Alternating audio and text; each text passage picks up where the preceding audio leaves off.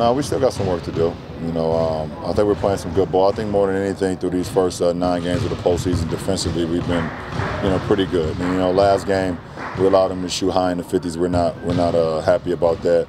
We got to do a better job of that. But in the fourth quarter, we was able to lock down them. In the third quarter, we was able to lock down. More importantly, where we kind of struggled in the past. So, defensively, I feel like we're clicking, and we want to try to continue that. Offensively, we can continue to get better. Is there an emphasis to kind of keep a foot on the pedal and get this over with and get some rest as soon as possible? Nah, you can't fast track the process.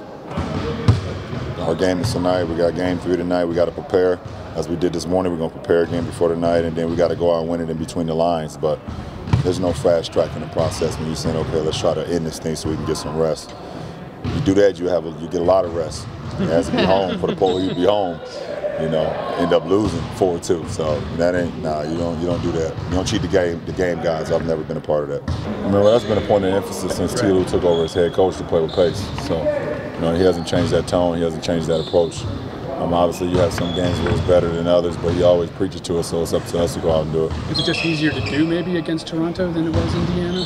Nah, I just think, Indiana, just their style of play.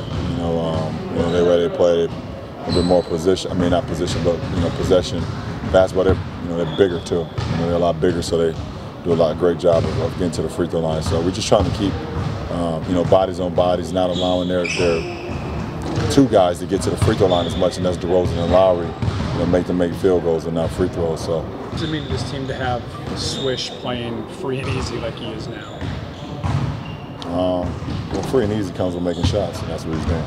He's making shots, and he's determined to try to make it as tough on DeRozan as possible. So the narrative always kind of changes, when you make shots and when you don't make shots. When you don't make shots, they say, oh, he's pressing, or he's not as good as a player right now. What's going on? And then when you make shots, it's like, oh, he's playing free and easy.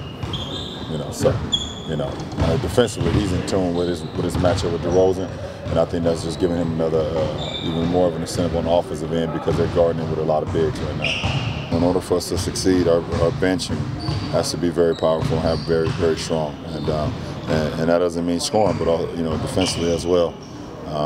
They come in with a lot of energy. We got a lot of guys that come off the bench and score the ball, and Jeff Green and Jordan and Rodney. Those guys can score the ball. So, who's ever had the opportunity, who had the hot hand, we try to keep going to. And I think right now Jeff Green has been playing exceptionally well. We want to continue that. With that being said, LeBron, do you guys feel like you're clicking, all of you, on all